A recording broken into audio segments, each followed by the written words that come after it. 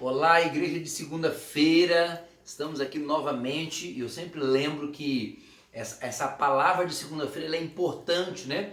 Porque devido a todos nós congregarmos no sábado, no domingo, que é os fins de semana, quando nós temos mais tempo, a hora que chega a segunda-feira, nós deparamos, né, com a vida, com a realidade, com o trabalho, com a nossa vida cristã normal e às vezes revelamos aí medos, né, desespero e às vezes até situações que fogem do nosso controle, e então nós precisamos muito de que na segunda-feira continuar ouvindo uma palavra, sendo alimentado pelo Senhor. E hoje eu queria falar com você sobre 4 leis, né, que existem na palavra de Deus, que elas podem nos auxiliar de fato a andar num lugar acima dessas situações que assola você, que assola cada um de vocês que estão me vendo agora aí. A nossa igreja de segunda-feira, aquela equipe que a gente se reúne ali, né, com o seu Fernando, a dona Solange, toda aquela equipe, mas você também que está me ouvindo e que nessa segunda-feira se deparou com alguma situação, essa palavra pode de fato trazer para você alimento, pode trazer verdade e uma revelação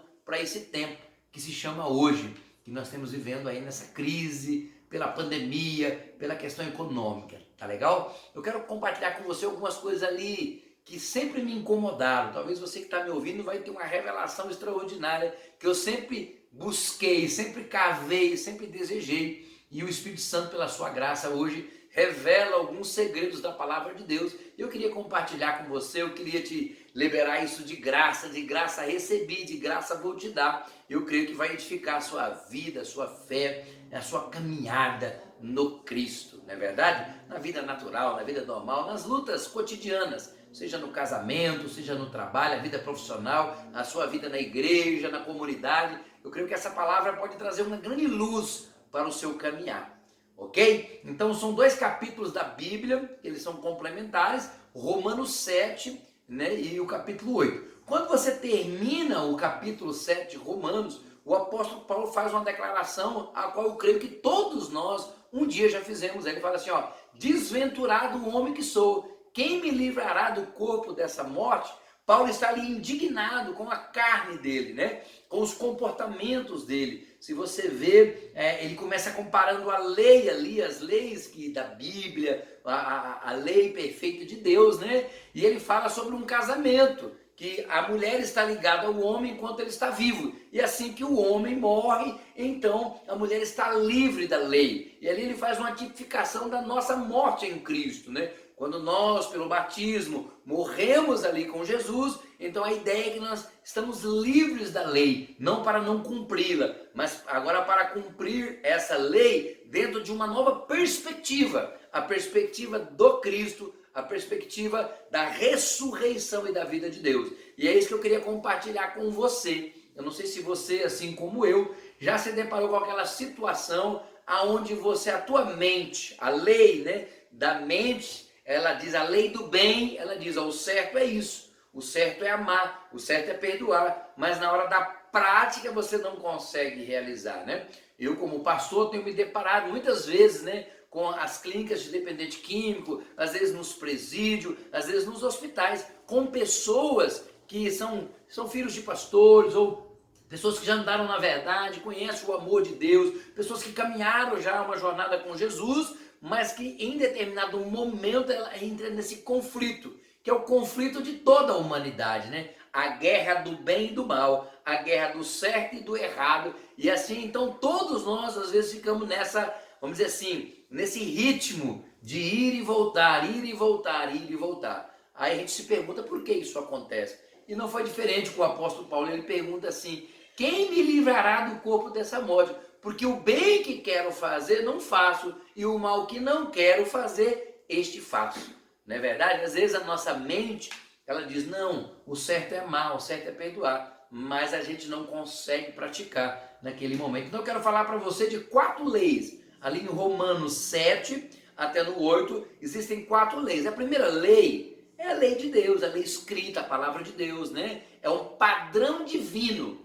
É como se fosse a lei da gravidade. Entende? Eu quero comparar a Bíblia, a lei, como a lei da gravidade, né? Não tem como, se você colocar algo aqui e soltar no alto, vai cair. É 100% de acerto que vai cair.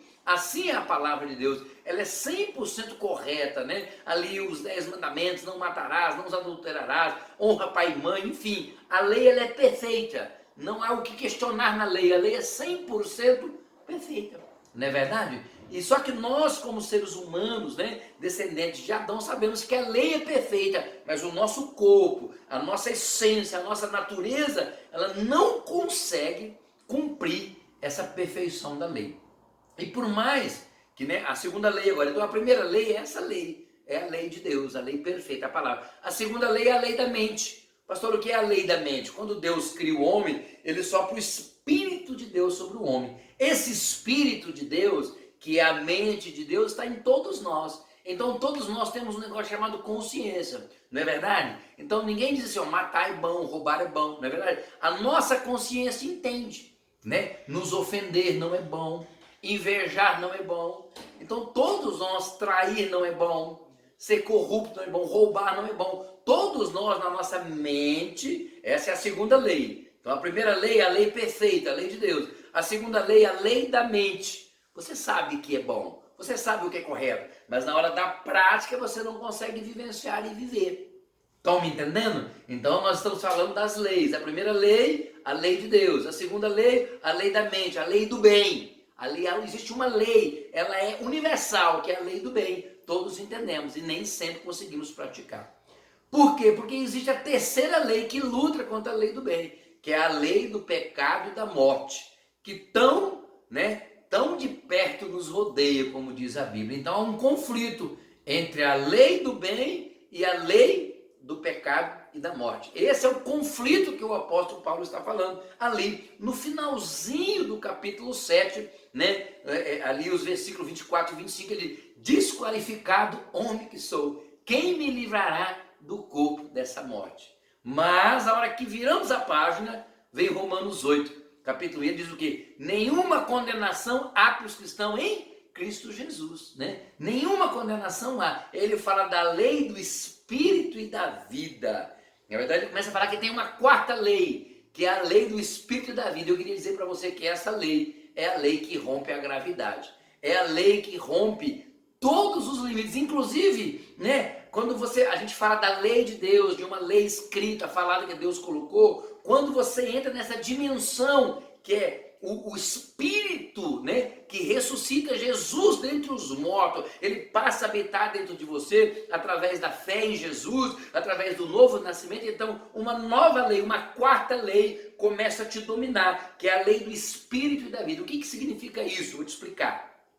Você sabe que existe a lei da gravidade, né? Como eu disse, tudo que você erguer vai cair por causa da lei da gravidade. Mas existe um homem, né, chamado Daniel Bernoulli. O princípio de Bernoulli é um suíço, né, que estudou. Nesse princípio ele vence, ele fala que algo vence a lei da gravidade. Então, quando você vê um avião, não é verdade? Quando ele começa a atingir uma certa velocidade, então ele começa a subir. Ele vence a lei da gravidade, né? Então o que eu queria dizer para você que está me ouvindo agora? O Espírito de Deus que está em mim, que está em você, ele pode vencer a lei da gravidade. O que significa isso, pastor? Significa que nós podemos ir além da lei, né? O que quer dizer ir além da lei? Quer dizer que hoje aqueles princípios que lá atrás eles tinham um limite, hoje através do Espírito Santo dentro de você, você pode romper eles. E então você vai vencer a lei do pecado e da morte, que tanto nos quer nos deixar aonde? Na terra. Veja que interessante, a lei do pecado e da morte quer deixar você dentro de um campo natural, de um campo humano, de um campo limitado. Porque através da lei do Espírito, você vai conseguir cumprir muito mais do que a gravidade diz, não é verdade?